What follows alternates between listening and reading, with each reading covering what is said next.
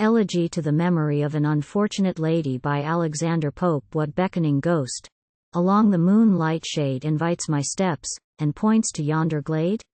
'Tis she. But why that bleeding bosom gor'd? Why dimly gleams the visionary sword? Oh, ever beauteous, ever friendly, tell, is it, in heaven, a crime to love too well?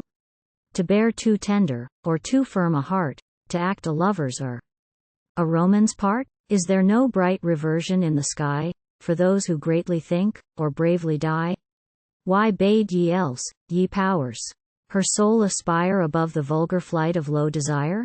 Ambition first sprung from your blest abodes, the glorious fault of angels and of gods. Thence to their images on earth it flows, and in the breasts of kings and heroes glows.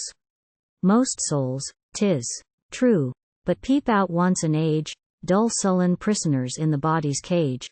Dim lights of life, that burn a length of years useless, unseen, as lamps in sepulchres. Like Eastern kings a lazy state they keep, and close confined to their own palace, sleep. From these perhaps, ere nature bade her die, fate snatched her early to the pitying sky. As into air the purer spirits flow, and separate from their kindred dregs below, so flew the soul to its congenial place, nor left one virtue to redeem her race. But thou, false guardian of a charge too good, thou, mean deserter of thy brother's blood, see on these ruby lips the trembling breath, these cheeks now fading at the blast of death. Cold is that breast which warmed the world before, and those love-darting eyes must roll no more. Thus, if eternal justice rules the ball, thus shall your wives, and thus your children fall. On all the line a sudden vengeance waits, and frequent hearses shall besiege your gates.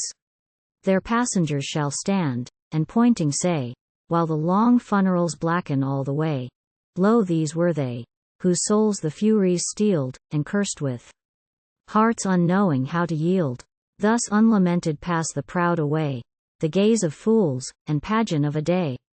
So perish all, whose breast ne'er learn to glow for others' good, or melt at others' woe. What can atone, O ever injured shade, thy fate unpitied, and thy rights unpaid? No friend's complaint, no kind domestic tear pleased thy pale ghost, or gracked thy mournful bier. By foreign hands thy dying eyes were closed, by foreign hands thy decent limbs compassed, by foreign hands thy humble grave adorned, by strangers honored, and by strangers mourned.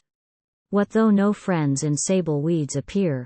Grieve for an hour, perhaps, then mourn a year, and bear about the mockery of woe to midnight dances, and the public show? What though no weeping loves thy ashes grace, nor polished marble emulate thy face? What though no sacred earth allow thee room, nor hallowed dirge be muttered o'er thy tomb? Yet shall thy grave with rising flowers be doctorest, and the green turf lie lightly on thy breast.